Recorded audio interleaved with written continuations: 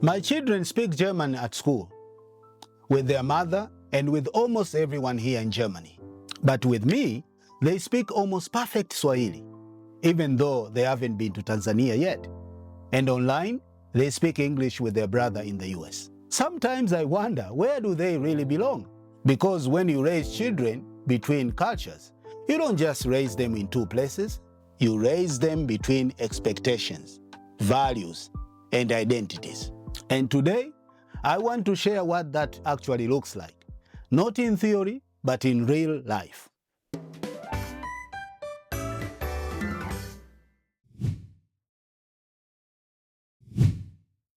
When people talk about raising children abroad, they usually talk about opportunity, better schools, safer streets, more possibilities. But what they don't often talk about is the quiet tension children feel when they grow up between two worlds. At home, one culture teaches respect one way.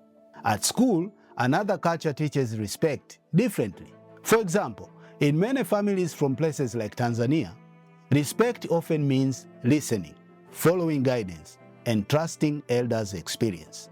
I grew up in that environment myself, where questioning adults wasn't really encouraged. In Swahili, you would sometimes hear, wewe, nitakugonga, or nitakubumunda. Basically meaning, don't argue, just listen. It wasn't really about conversation, it was about maintaining order. And for a long time, that made sense to me. But living here in Germany, I began to notice something different. From primary school onward, children are encouraged to ask questions, express opinions, and explain their reasoning. Here, respect often includes participation, not just agreement. Sometimes it means speaking up. It means thinking out loud. And that's when I realized something important. My children aren't just learning languages. They are learning two different definitions of respect, two different ways of being in the world. And yes, even in Tanzania, things are slowly changing. Younger generations are more confident, more vocal, and more willing to challenge authority. But the contrast is still there. And my children are growing up right in the middle of it. Children notice these differences much earlier than we think. And sometimes they begin to wonder which version of themselves is the real one. One thing that surprised me as a father is how naturally children switch between worlds.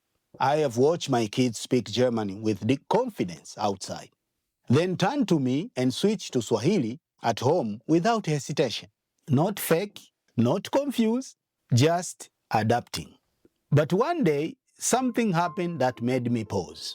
One of my boys, who was 9 at the time, came home from a holiday program during school break here in Germany, which we call Ferienbetreuung. Looking frustrated, he said, "Baba, I really hate it when I always have to explain where I'm from."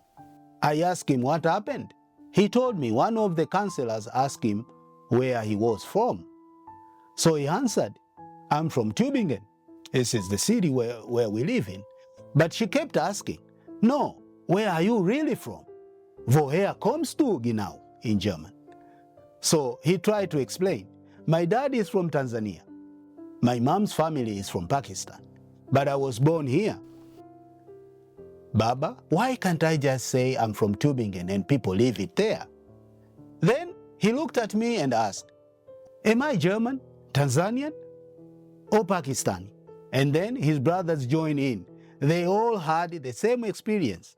They had experienced the same thing, the same questions, the same feeling of having to explain themselves again and again. And in that moment, I didn't just see curious children. I saw kids trying to understand where they belong. Because children growing up between cultures don't just learn languages, they learn to read rooms, to adjust behavior, to translate expectations. Most of the time, they do it beautifully. But sometimes, they carry questions that are much heavier than we realize. Questions such as, where is home really? Which rules define me? Which culture is mine? Those questions aren't small questions. They are identity questions. So I took a breath and I told them something simple. You don't have to choose one place to belong. You are not half of anything. You are full of many things, many stories. You carry Tanzania in your roots, Germany in your everyday life, and other parts of the world in your family history. That's not confusion. That's richness. Because growing up between cultures isn't a challenge. It is also a gift. They learn empathy earlier. They learn to embrace difference without fear. They become flexible thinkers.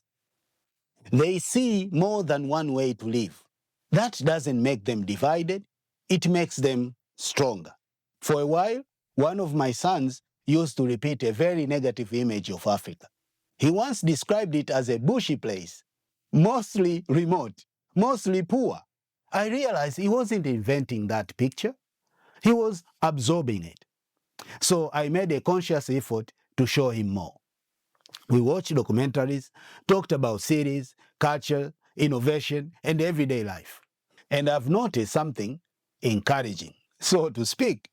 I haven't heard him say those things for a while now.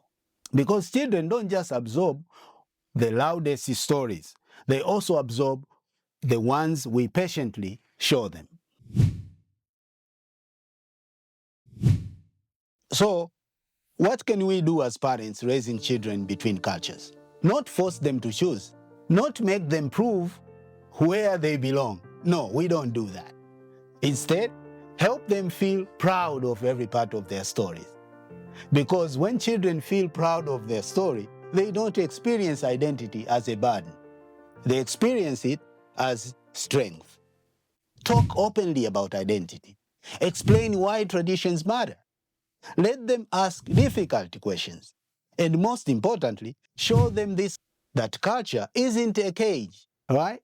It is a foundation they can stand on, not just something that traps them. Maybe the goal isn't to decide which culture our children belong to. Maybe the goal is to raise them strong enough to carry more than one culture. Because in today's world, children who understand multiple cultures may be the one best prepared for the future.